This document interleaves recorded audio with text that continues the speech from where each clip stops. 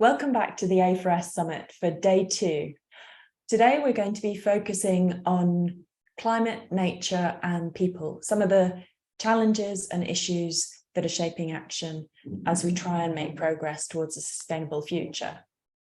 To get today going, I am really pleased to be having a partner event with ICAEW, one of our members, looking at questions of climate change and how we are moving from COP27 to COP28 and the role of the finance profession in charting a course for success. We're going to be having 3 speakers with us, and I'm co-hosting this session with Richard Spencer, Director of Sustainability at ICAEW. And we're going to kick off with the Mayor of Freetown in Sierra Leone, Yvonne Aki-Sawyer OBE. Mayor, we're really excited to have you with us. You're also a chartered accountant, which gives a nice connection into the work of both A4S and, of course, ICAEW. And we're at COP27. So I'd love to hear from you what your key takeaways were from the conference. Okay, I was there in the first week.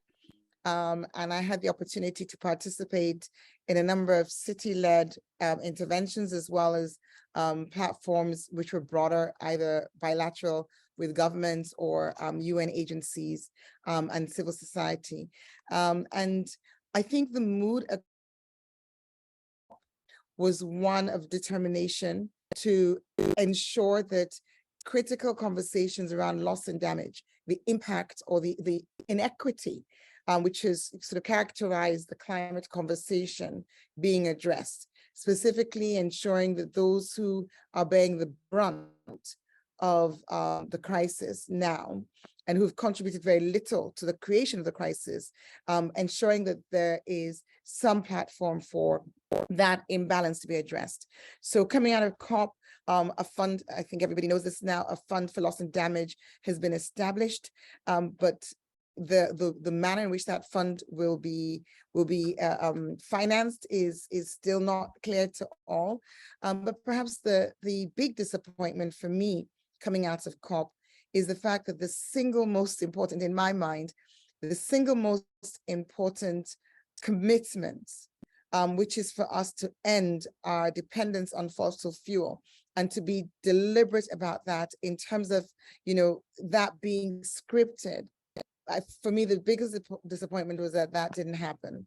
And I think it leaves us all with a lot of uncertainty about how we will address the climate crisis if our biggest contributor to the climate crisis is still not being tackled head on.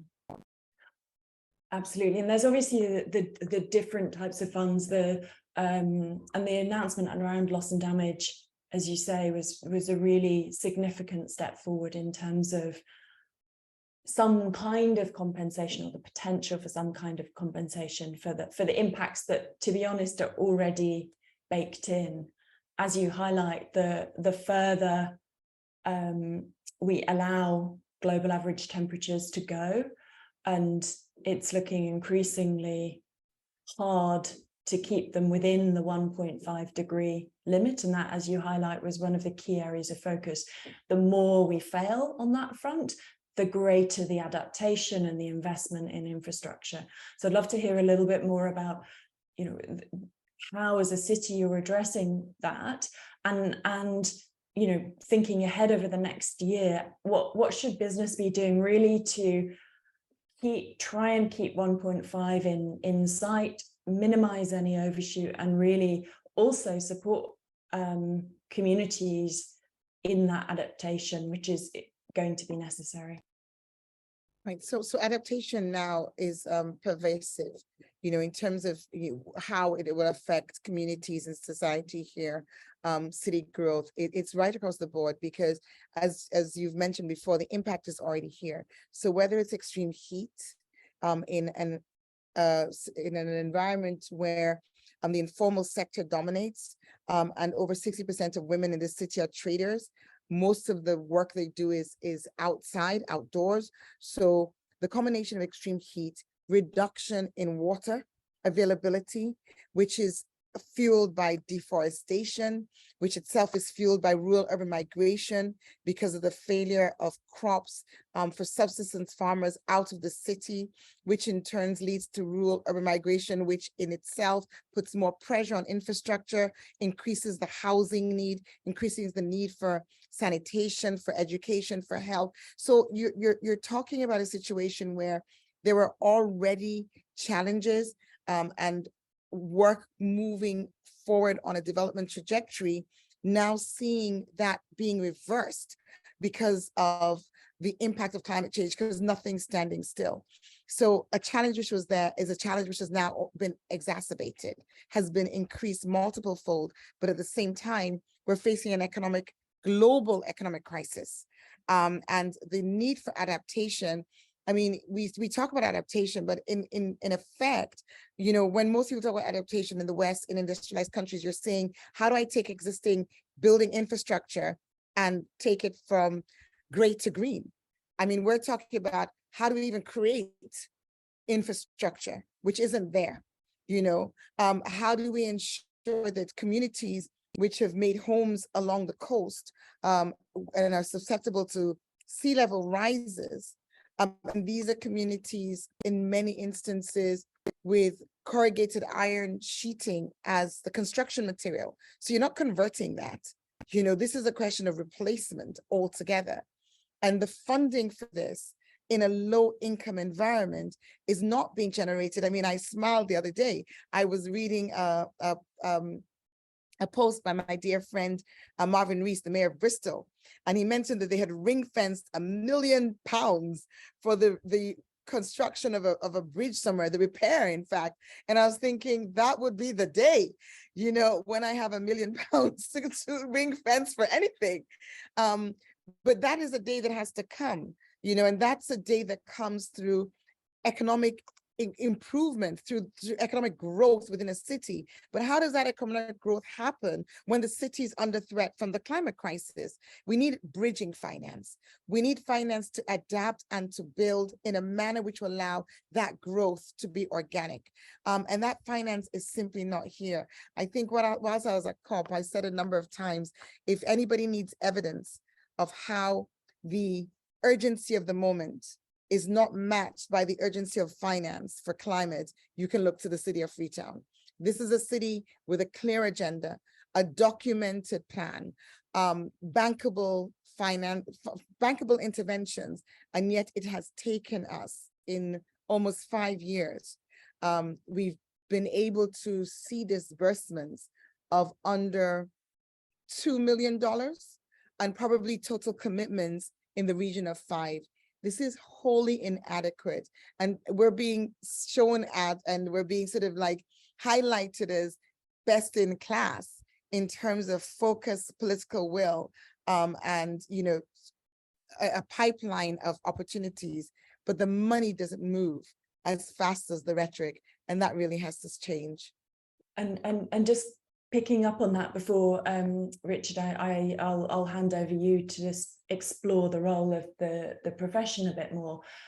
Financing clearly at COP26 in Glasgow was one of the areas that was really fated as a big step forward. There were some really big announcements that continued as a theme at COP27, which of course was the first African COP.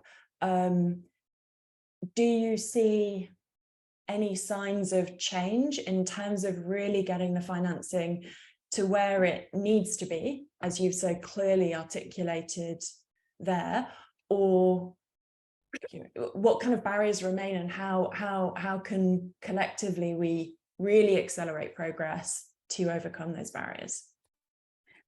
So we've got to be hopeful because we are facing an existential threat. And I think if anyone is under the conception, what I would say a misconception, that what is going to happen in the global south in developing countries is somehow going to not spill over into the industrialized countries, I would say they should, you know, sort of, just get rid of that illusion, because it will spill over. It will spill over through migration. It will spill over through instability. It will spill over through insecurity, it will spill over, and we don't need or want that. So this is the time for us as a global community to put all hands on deck to make a change. Am I hopeful? Yes, because without hope, I think even those of us who are in the climate space, we'll all just go home and prepare for the worst. No, I'm hopeful. I had a conversation just a few days ago with colleagues in other, there's a group, so C40 cities is pushing for city availability of finance to cities. You have UCLG, you have Global Parliament of Mayors, you have the Adrian Ash Rockefeller Foundation. There's a whole body of networks, organizations at the city level, many of which are also very conscious of the need for there to be a special case made for advancing that funding to cities in the global south as a matter of urgency. There is that sort of coming together. And I did have a piece of good news. I'm not going to mention it now because, I'm sure the organizations involved will be making their own announcements in due course. But I was heartened that coming out of COP27, there has been, it seems, some concrete commitments for there to be funding available within the next 24 months. Now, 24 months is a long time, and a lot's happening between that. But perhaps one of the things which we all should also bear in mind is it's not just a question of the supply. And I said before, I used the term bankability. It's not just a question of supply, it's also the question of the demand, and making sure you've got that pipeline. And I see work being done now to ensure that we have pipeline preparation. And what I would say, though, is more of that is needed. More of that is needed. And it really should not be so hard for city governments to identify where potential funding availability is and where project preparation facilities are and access them. That's definitely something that needs to be done better and faster. And I would also say that this question of the national government, city government interface also needs to be one that there's more consciousness about. As I mentioned when we were offline just pre the call, it's not always an easy relationship between city governments and national governments, but this is a crisis that needs speedy movement. So we shouldn't allow political differences to hinder access to funding at the city level. Global goals, local implementation. The SDGs and the climate crisis will only truly be addressed if local governments are able to access the funding to address the crisis, as well as to plan for the future within their jurisdictions. And that means the international financial system, particularly as we look at climate financing, must appreciate that and must make funding available at the local level. Richard, do you want to come in there? Thank you. So I must say it's very inspiring to see somebody like you who has such a presence globally, being positive. And I think, most of us sort of came away from COP feeling somewhat depressed. And so it's good to have that reminder of reasons to be cheerful.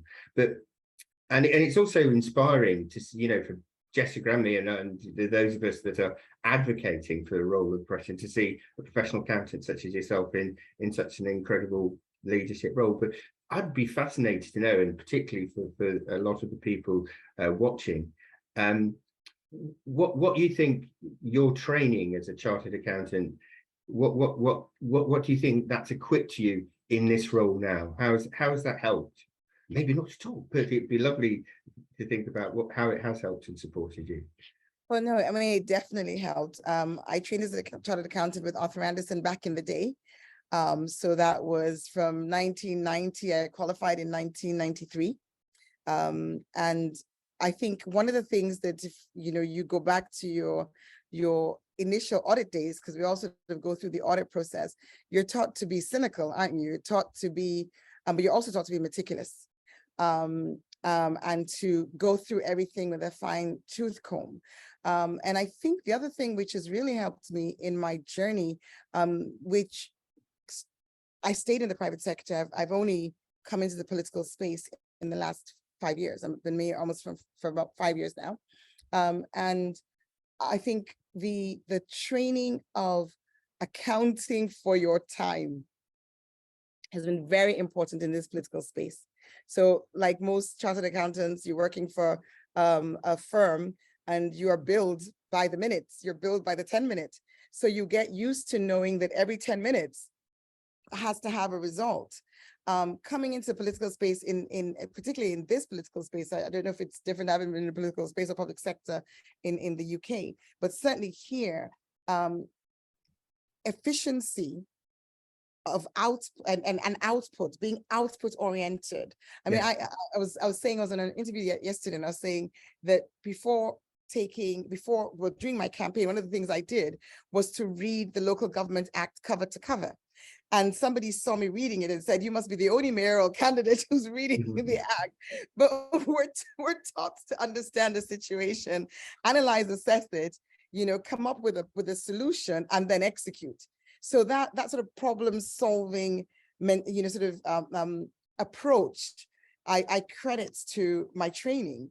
And also, as I said, being very cynical, this is an environment in which there's a lot of corruption. People get irritated because I will add everything up.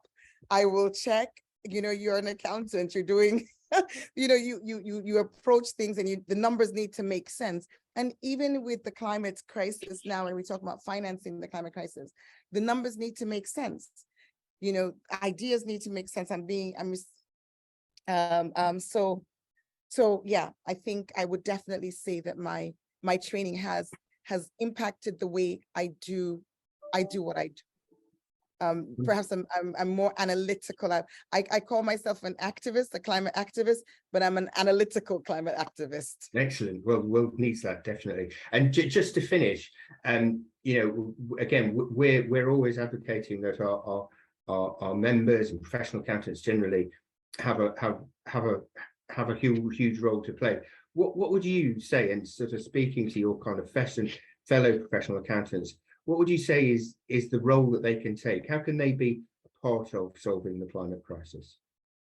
Well, I suppose there's so many dimensions, and many professional accountants do not remain professional accountants. It's a fantastic training and a springboard to go into other areas. My daughter, who's 26, has just qualified a few months ago. She was with KPMG and she's moved to Sierra Leone. She was born and grew up in the UK, but she's now here and she's looking to work in environmental sustainability, potentially in the mining sector. So, accountants can move and be anywhere. But if you are in the profession and working as an accountant, I think one of the biggest challenges that we're seeing now with the climate, the whole sort of climate space, is greenwashing, and organizations, corporates, wanting to give the veneer of making a difference and being committed to green agendas. And I think that's a place where, as accountants and compliance officers, and you can within corporate life, even within audit, as external auditors, that's an area that challenge is required. And maybe that's an area that people can think about. How can they be a voice of conscience and challenge to ensure that corporates are not greenwashing? No, wonderful answer. Thank you. Fantastic. So I think we're out of time, unfortunately. But Mayor, thank you so much for sharing those really inspiring and very clear summary of some of the actions, some of your reflections. And I think that there's a lot there that the profession, but also others, can be inspired by and take action as a result of. So thank you very much for joining us today. Thank you. I'm really pleased to introduce the second set of our two speakers for this session, focused on climate change and thinking about the role of finance in charting a course for success as we head in towards COP28. So I'm here with Jeanette Vinca, the COO of the American University of Sharjah, and Javier Ashav, the CFO of Heathrow. And so welcome to both of you. Really looking forward to hearing your perspectives. Jeanette, I'd like to come to you first. I know you were at COP27, so I'd love to hear from you the key takeaways that you had from the event. Yeah, thank you, Jessica. It was my first time at COP as a negotiator, but altogether the first time. And even after a few weeks, I'm still reflecting and figuring out what actually happened and what it is actually about. Unlike I thought in advance, it is not something that's on its own is going to solve the climate crisis. There's a lot of strong set of agreements, quite technical, quite complicated. And a lot of the times I was thinking, oh, this is not substance over form as an accountant, right? Or as a finance person. So there's a lot of detail that we are not normally aware of, but it takes a lot of time to negotiate that.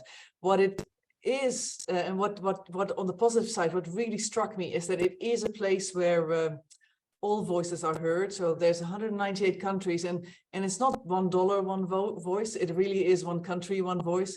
And you see people really explaining their predicament that don't normally get a voice. So I thought that's really, really powerful and very, very important. But obviously that makes it more complex, trying to negotiate with so many people in the room. So for my key takeaways, I didn't realize how big an issue trust is. Trust is from the global south to the global north. Are you actually going to keep up what you're promising to do? I also underestimated therefore the importance of acknowledging the loss and damage that some of those countries are going through. So I think that was a very positive outcome, that acknowledgement is there. Less exciting was the fact that keeping the 1.5 degrees alive, it was not such an obvious as one would have hoped, that should have been a given for all parties, but even that had to be renegotiated.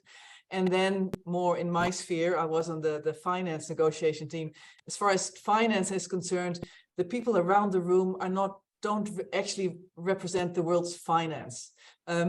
These are people from governments who will not actually have the deep pockets, and people like John Kerry, the US climate envoy, made it quite clear that this is not no country will be able to afford the finance that is needed. So for the next COP to be successful, we really need to find a way to unlock the other financial streams. So those were my 3 big takeaways.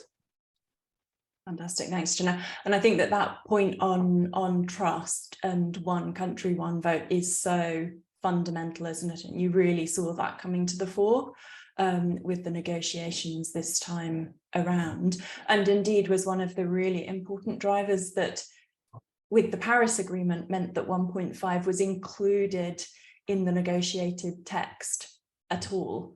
And I know for the business community, that focus on 1.5 degrees and having that really clear limit to think through how to translate that into decision making for an organization. And in the UN terms, you have obviously the intergovernmental process, which is the heart of the negotiations, but an increasing focus as well, recognizing that you need businesses, finance, the whole range of different stakeholders, and including business schools and universities, to really think through what their role is.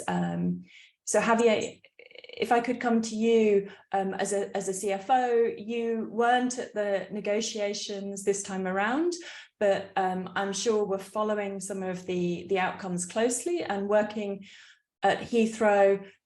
Clearly the aviation sector has a huge role and responsibility in terms of responding to climate change. So as well as, of course, from the physical impacts of climate change having an impact on all businesses around the world, but particularly some of those who might have more of an heavy infrastructure footprint. So can you share your thoughts, any takeaways from the outcomes that you heard and followed? Yes, thank you, Jessica. I think, look, I think some of my takeaways similar to Janet. I think first of all is that the climate crisis is real. is important and is urgent. And I think that science has demonstrated that actually we already knew that we were late, but actually the new data is suggesting that we are even later than we thought. And also science has demonstrated the catastrophic effects that our activities will have into the planet if we were not shifting or course correcting urgently. So I think that this is something that, first of all, I think is a real problem that is going to impact all of us. I think that's the first thing. Second is completely agree with Janet in terms of collaboration. There's no single bullet, but one of the things that has been reminded again in this COP27 is that private companies and private investment has a fundamental role to play in accelerating that transition. In terms of the volume of funds, the weight of private investment versus public investment, I think is much higher. And also, more importantly, I think that the impact on consumers. I think that corporates, we interact with consumers in many different ways. They consume our goods and services. They bring the talent that we are building our organizations, but also they vote to the politicians that they set the legal frameworks under which we operate. So the most realizing the impact that we are creating, and therefore this is happening and is happening at speed. So I think one of the fundamental great takeaways, and COP26 already started, but COP27 has reaffirmed that, is that this is happening and all of us have a role to play. There's no single bullet. Collaboration and this coalition of the willing is fundamental. I think the other thing that you mentioned, Jessica, is that this is something that organizations, for example, like aviation, climate crisis is completely existential. We are very passionate about, I passionately believe that aviation is a force for good. We enable at least 9 of the 17 United Nations Sustainable Development Goals. But with the same passion, I think we have to accept that we are creating externalities that are damaging the planet. And therefore, the challenge is how we are going to protect, in the case of aviation, the benefits of aviation in a world free of carbon. Both things can be complementary. But I think that we really need to accept that we need to move the dial. So for example, organizations like Heathrow or many other corporates, I think we have to accept that in the next few years, we will have to internalize the externalities that we have managed to get away for too many years. And that comes with a cost. And therefore, this is not something that is intangible. This is not something that is a fairy tale. Actually, this is something that we have to embed in our cost structures. And that's why I think that private investment and finance professionals, we have a huge role to play.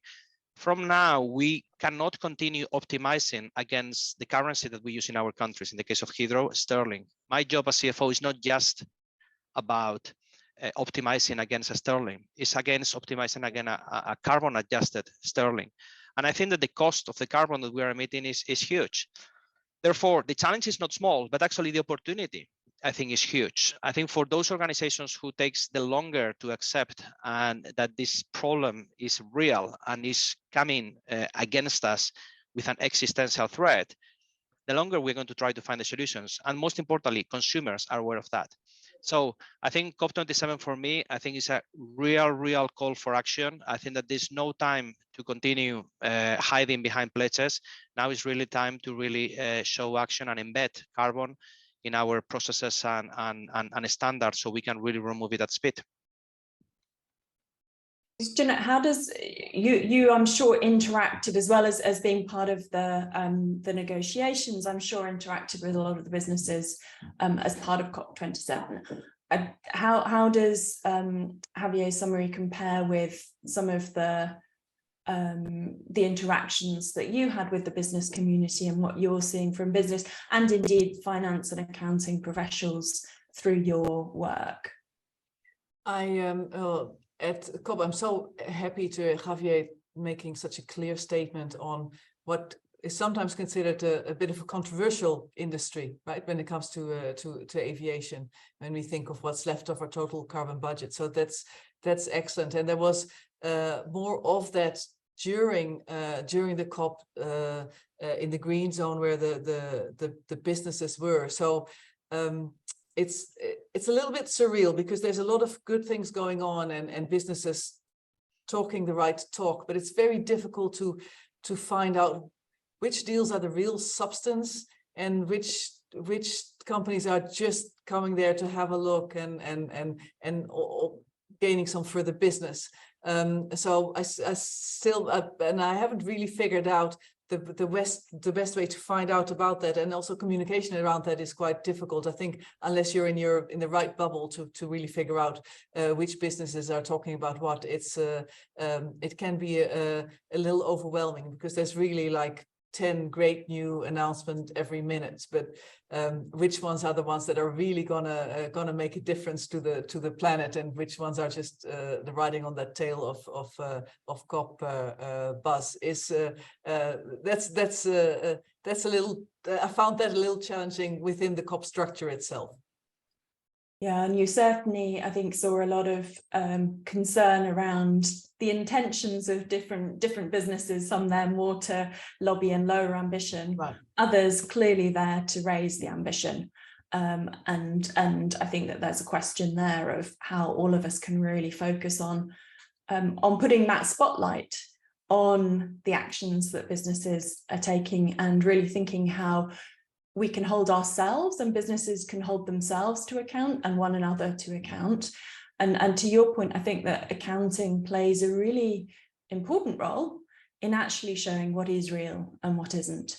A lot of organizations have made net zero commitments, and a lot of the focus that we've been doing at A4S is really thinking through how can we translate that commitment into action, and how can you demonstrate through reporting, disclosure, through the assurance processes, that the action is real.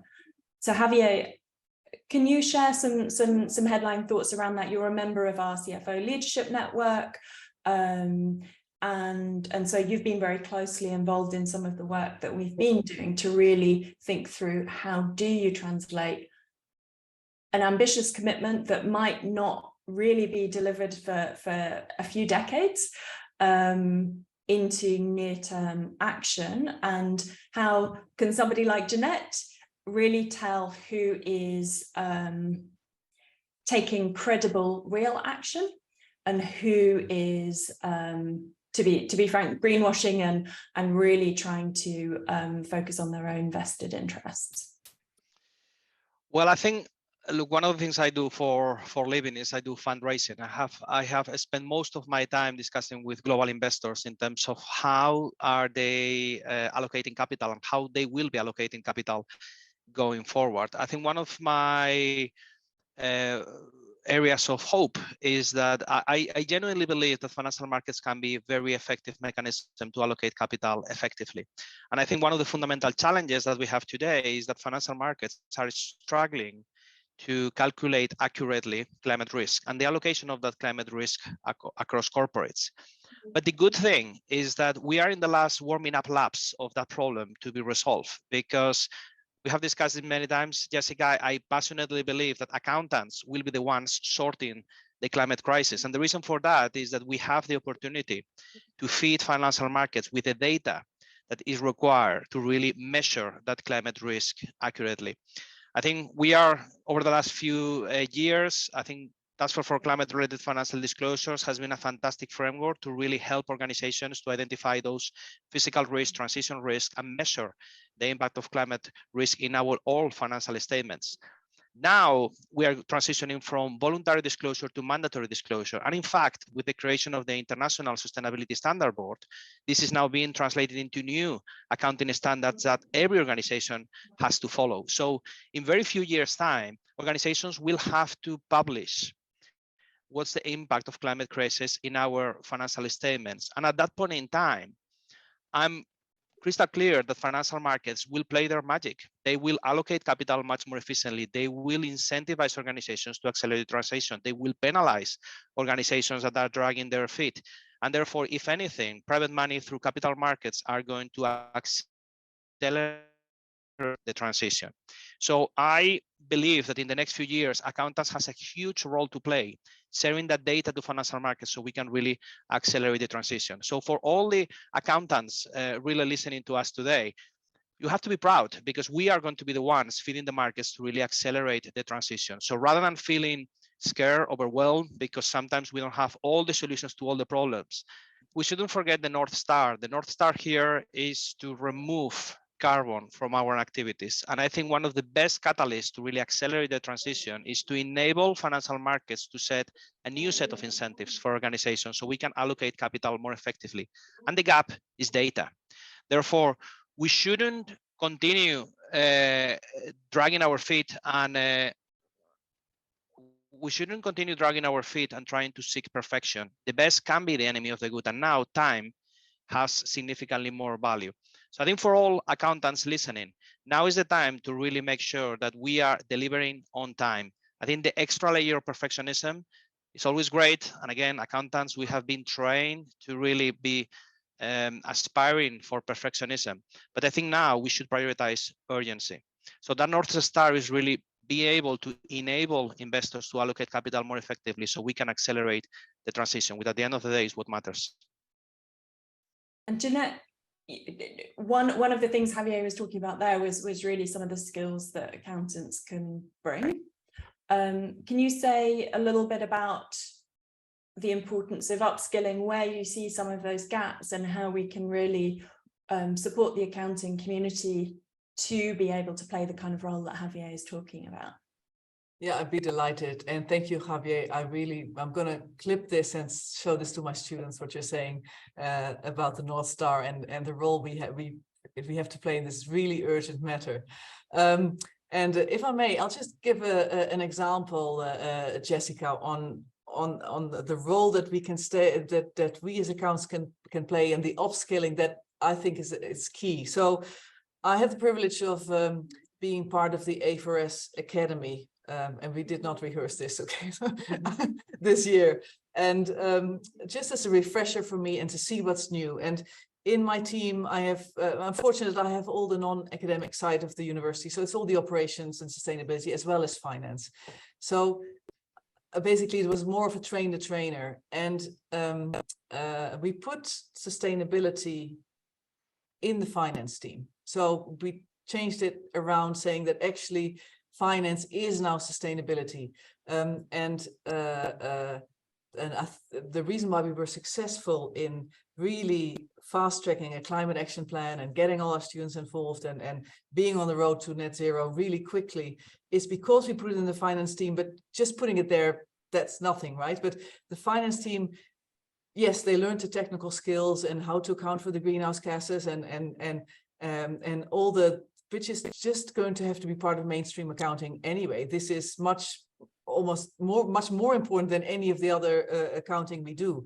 But really what made a key difference is, which I also picked up from the Academy, is the advocacy ladder. So we started with the entire team, 300 people. They all spent time training on really understanding sustainability, ecology, the climate crisis, what it means for you, for your child, for the country we live in.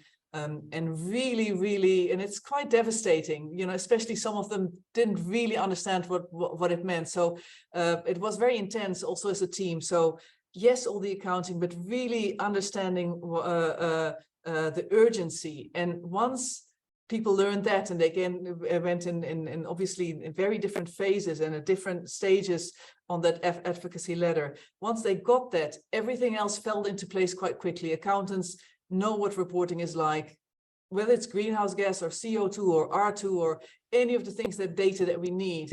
Once you're motivated, they have the right skills. And we found that our climate action plan, you know, everything was a business case. We got a plan to the board really quickly, which is not just net zero, hopefully climate positive, but also financially positive. Because the moment you put those two skills together with deep understanding of sustainability and what it means and you know, your purpose in life, those things marry together, and actually your finance department becomes your sustainability department. And I found that really powerful, probably one of the most eye-opening projects that I've done in my career to date. And at the university, of course, we share this with our students, and we had many great interactions there where students came along as well. So I think it's definitely, yes, the technicalities, it doesn't have to be perfect. We don't have 100 years or 200 years like we did with our previous accounting system, But as everybody understands the urgency, they will pick up those skills quickly, also in the wider world. So to make sure that we can understand the risk. So I think that's really key when it comes to upskilling. It's understanding what it is that we're trying to do and that we're trying to measure, and the rest follows automatically. So it's been quite a journey. Yeah, I think that's such an important point. I remember when we were first developing a lot of our A4S Essential Guide series, which quite a lot of the academy sessions build upon. A lot of the first phase of our work was really looking at the technical detail, the tools, helping to close those gaps, particularly there'd been a lot of focus on reporting, but much less on everything else that finance does. And of course, finance inputs to the strategic planning, to the budgeting, to the investment allocations, to financing, to so many parts of how an organization runs.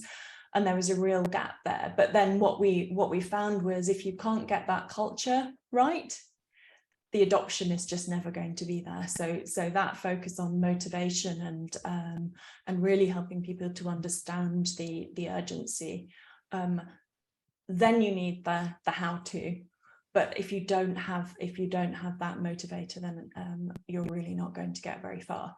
Javier, I'd like to just come to you in terms of one piece that you were talking about earlier, was that question of financing and of solutions. So one of the areas of discussion during COP27 was, of course, around financing, both quite a few different areas within the financing, both how do we finance the transition, all of the discussion around loss and damage, which recognizes some of the physical impacts that we already have baked in. Thinking of the aviation sector, and to Jeanette's point, the very small budget that we have left, can you say a little bit about where you think some of the solutions are going to come from an aviation sector perspective, and how finance can really help to enable the speed of adoption that is going to be needed? Well, I think first of all, first point important for me is to recognize that actually this is an economic imperative. I think that the climate crisis is not anymore a responsibility or a moral duty only. I think science has demonstrated that actually is creating a problem, but more importantly, countries around the world are codifying this in primary legislation. So when you really look at most of the infrastructure businesses across the globe, including aviation, the majority of our enterprise value is assumed by being operational beyond 2050. So keeping our operations going beyond 2050 assumes that we can only do that if we are net zero. Therefore, the fundamental shift that we need now is recognizing that actually this is not only a moral duty, but economic imperative. Without that, the enterprise value of most of the businesses that we serve actually will be zero beyond 2050, because we will not be able to operate.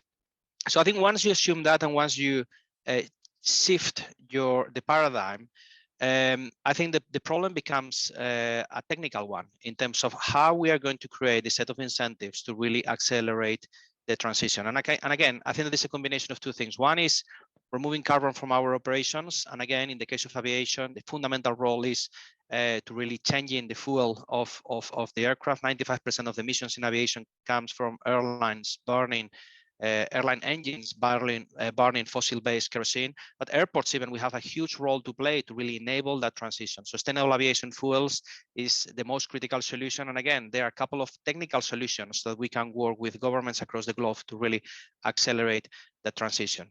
But also funding has a role to play. I think that traditionally capital markets has not included greenhouse emissions. But again, once you accept that carbon emissions is potentially one of the largest liabilities of the organizations, I think it's just natural that markets will start to drive incentives to really remove that carbon from your balance sheets. And that's why I think that incorporating Scope 3 greenhouse emissions in the incentives of our financing will naturally happen. I think that many organizations are making that transition. There are a couple of steps in the process that we really need to walk through that. So investors are really demanding external validation, so to avoid greenwashing. And again, we're in the process of creating those frameworks. So users are validated that actually we are not doing just as a marketing or a PR exercise, we are genuinely removing carbon from our activities. But I think the last important thing you mentioned, Jessica, is that COP27, one of the fundamental agreements is the recognition of a new loss and damage fund for vulnerable countries. That's the first step to recognize a liability. Once you start talking about loss and damage, organizations will face a financial liability. So accountants, again, this is coming. And therefore, the question becomes, how can we shift our funding patterns so we can create economic incentives to really accelerate that transition? So I think this is coming, and I think that that's why the role of accountants in the next few years is to really, we are going to be the generation enabling that transition. So rather than being overwhelmed, it's time to be excited and really bring the skills so we can really make the transition as fast as possible. Thanks, Javier. I think that that's a really powerful message. Jeanette, do you see that kind of sentiment flowing through into COP28? I think with every COP, the negotiations never get any easier because the impacts of climate are becoming ever more real. And as you highlighted at the beginning, there was a real focus on 1.5 degrees as the limit and whether or not that was still possible, and indeed a risk of weakening that ambition. The COP28 is going to be the first COP held in the Gulf region. So I'd love to hear from you, your reflections of COP28, what you see coming down the line and what your hopes are. Yeah, it's very interesting. It's also COP travels around the world, right? So because it is the world and it is all of us, we're all represented there in some way or the other. And coming out of COP27 with very mixed feelings, and unfortunately, even the fact that it's COP27 is not a good sign, right? And we'll need a COP28 and so forth.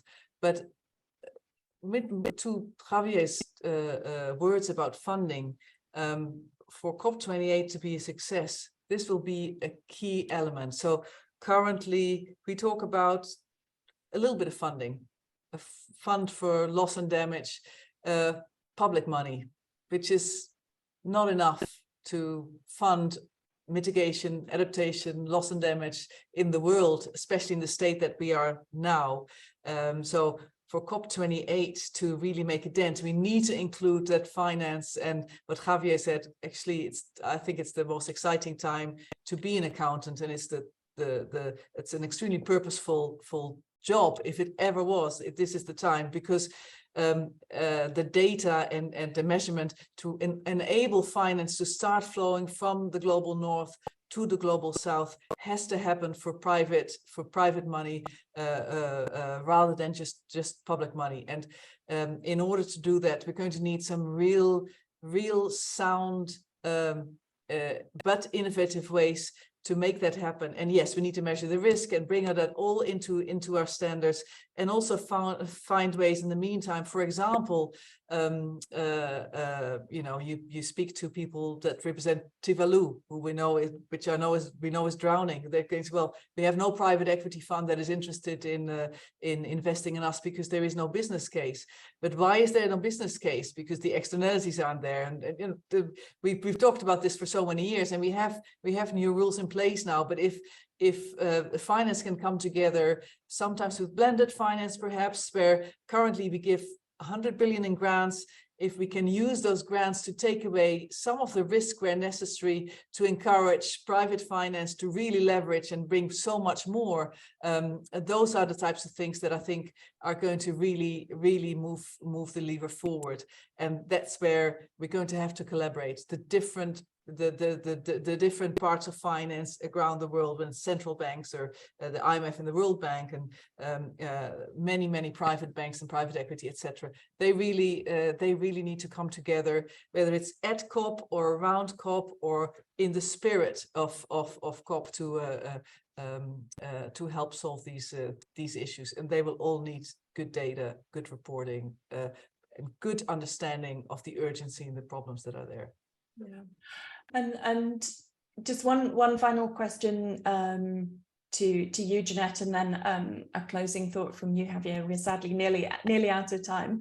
So Jeanette, I mean, we were talking with Javier around some of the tensions and challenges from an aviation sector perspective.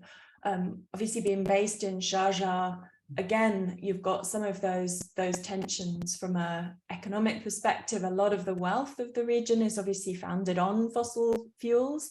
But then on the flip side, from a physical impact, it's also a region that is incredibly vulnerable to the impacts from climate. Is that something that you're seeing as part of the discussion, and how do you think that will impact and influence some of the dialogue during COP28 itself? Yeah, I do think, you know, actually being where you are does matter, and you're so right. Like, there's some places, for instance, in Iraq, where are 7 times more hot than the warming of the average of the world, right? And there's so many things around, and the water issues and the things we know for this region. Those are very prominent. Also, the opportunity that for instance, at one of the announcements at COP was the UAE's new aggressive plan to be net zero quite quickly, and to really use the wealth that was created with the carbon to now transform quickly into a different energy. I don't think there's a solution there, and it's painful, and, you know, to face the reality.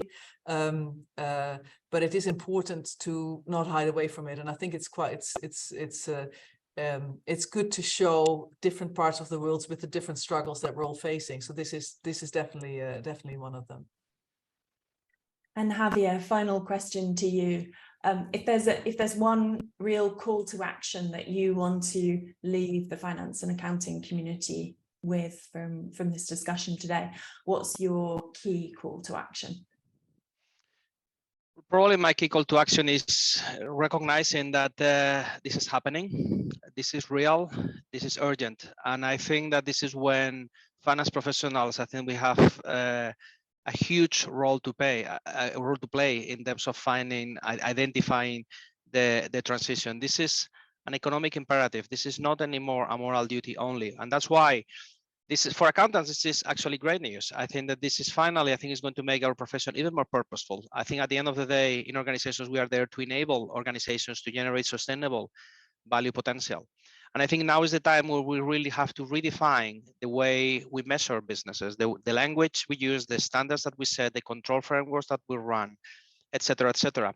Because at the end of the day, what we have here is we have a huge duty as finance professionals to protect the longevity of our organizations, to protect not just the longevity of the organization itself, but also the jobs that we provide to our local community. So now is the time where actually our skills can be used to make our profession even more purposeful.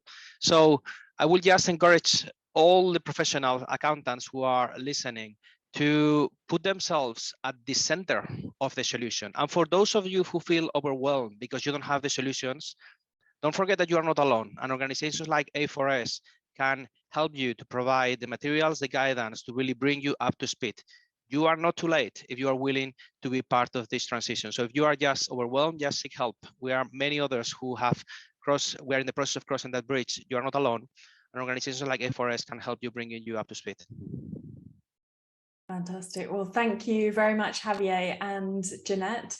Some really useful insights for everyone, and I think some really motivating thoughts that will help everyone to take action going forward. I'd like to welcome back Richard Spencer just to close out today's discussion. Now, Richard, you've been listening in to Jeanette and Javier's thoughts. So A4S obviously works very closely with ICAEW, and as a professional body, you have a really key role to play in helping accounting professionals to take the kind of actions that Javier and Jeanette have been talking about. I'd love to just get your closing thoughts and closing takeaways that you would like to leave everyone with from today's discussion. Well, thank you. Well, and firstly, I thought it was a great discussion, and I couldn't agree with you more on the themes that you picked out. The key one, of course, is getting the money right, and it's absolutely central to what this profession does. It's not just about the adding up, if you like. It's about the information is the key, and a set of accounts or accounting system is one that interprets the world and drives decisions. It's not a passive activity. Accountants have an incredible agency here. So what our big message to our members is, you can create the new interpretation of the world that drives the different decisions that need to be made in order to achieve the goals we're trying to achieve. And I think that, for me, sang out from the discussion. And the second sort of big theme that I heard was around how the important role that markets have to play. Now, of course, in some respects, the markets are what got us into this place. And so I would sort of kind of say the rules need to change. It's almost as though we need to play a game of football, but we're still playing cricket rules. And we've got to change those rules. But again, the profession has a crucial role to play in all of that. And I thought that I was particularly interested in a lot of this, what Javier was saying, to bring that out. And it is an exciting time to be in this profession. And we've heard for more than 10 years how accountants are going to save the world. They're not going to do it alone. We need the other professions there. We need the consumers. We need the leadership. And we also need government to put the right policy frameworks, the handrails, the regulatory handrails in place to achieve that. But I thought the discussion just really brought that out beautifully. Fantastic. Well, thanks a lot, Richard and Javier and Jeanette. Thanks to everyone who's listened to today's discussion. As with all of the sessions during the A4S Summit, it will be available on demand after the session has concluded. So look forward to the next discussion later on today, where we'll be picking up the theme of climate and also looking at nature and people and how some of the different dimensions of sustainability interact and how we can take action to achieve progress across the full set of the Sustainable Development Goals. So thank you again, Javier, Jeanette and Richard, and look forward to seeing everyone again later.